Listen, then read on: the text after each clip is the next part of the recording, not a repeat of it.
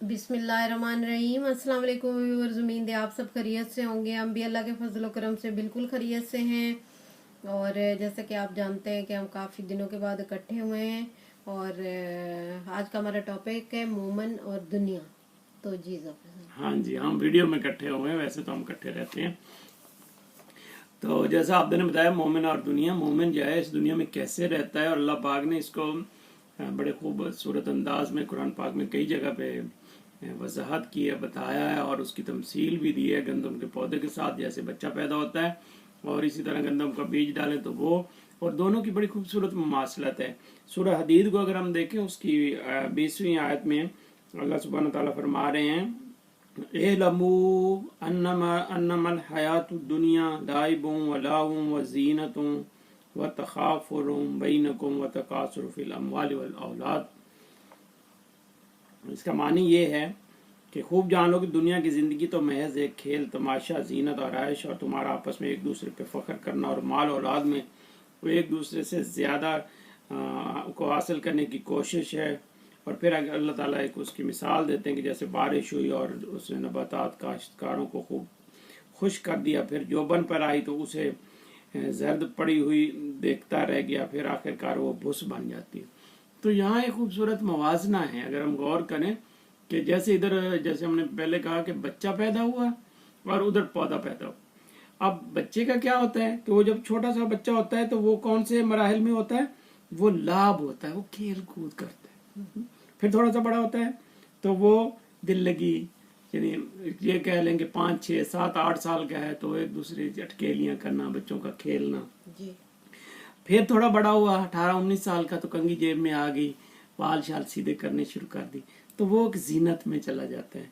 और फिर उससे बड़ा होता है तो फिर उसमें एक तफाखुर आ जाता है। बंदा 35, 40 साल का होता है, वो जॉब करता है, पैसे कमाता है, तो कहीं ना कहीं उसके अंदर फख्र आ जाता है। और फिर थोड़ा बूढ़ा होता है तो तकासुर की तरफ चला जाता है। तकासुर क्या है? जमा करने की, माल को इकट्ठा करने की एक उसके अंदर हिस्सा है। और एक और प्रोसेस है जो दूसरी जगह फरमाया गया है कि वो खुल्द चाहता है। हर बंदा क्या चाहता है कि अब ये चीज़ें कायम रहें। तो खुल्द तो सिर्फ जन्नत में ही है कि वहाँ ना इंसान बूढ़ा होगा, ना बीमारी आएगी और ना मुफलिसी आएगी। तो ये सारी चीज़ें वहाँ के लिए, ये दुनिया के लिए।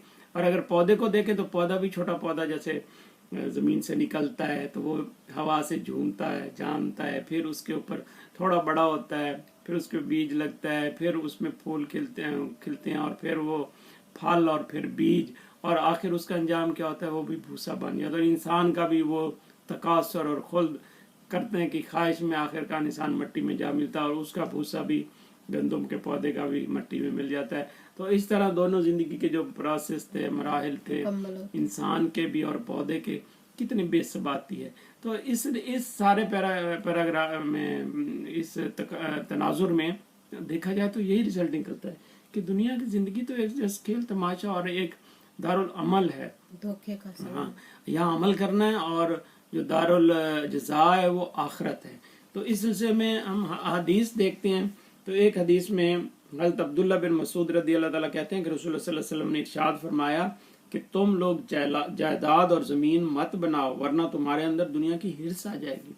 ज़िंदगी गुजारने के लिए जो ज़रूरियात ज़िंदगी, अपना घर बनाना, अपने बाकी जो ज़रूरियात ज़िंदगी, अपने लिए गाड़ी ले लेना, ये जायज़ है। लेकिन एक आदमी को हिर्स हो कि मैं इतना रकबा बना लूँ, इतने मेरे कोठियाँ बन जाएं, इतना बैंक बैलेंस जाए, तो ये कभी भी इस्लाम का फेवरेट और इंसान की ज़िंदगी का मकसद नहीं होना चाहिए।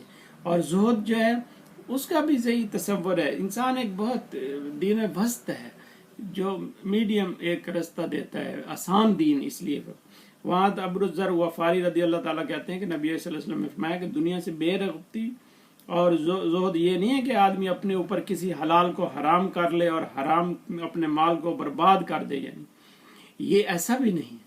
यानी या तो ना फेंकने की बात की है, ना पकड़ने, यानी ना इंसान बखील हो और ना ही इसराफ करने वाला हो, बल्कि एक दरमियानी रास्ता देके चले। देखिए कितना हमारा खूबसूरत मजहब है, कितने हम खुश नसीब है कि हमने, अल्लाह ने हमें अपना दीन दिया, दीन इस्लाम दिया, और फिर हजूर सल्लल्लाहु अलैहि वसल्लम की उम्मत में हमें पैदा किया।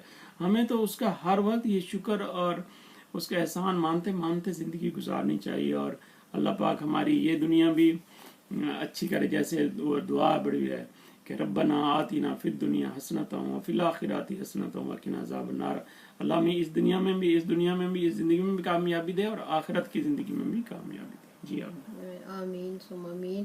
چلیں جی ویورز، اسی کے ساتھ ہی آپ سے اجازت چاہتے ہیں. ملیں گے پھر کسی ویڈیو میں.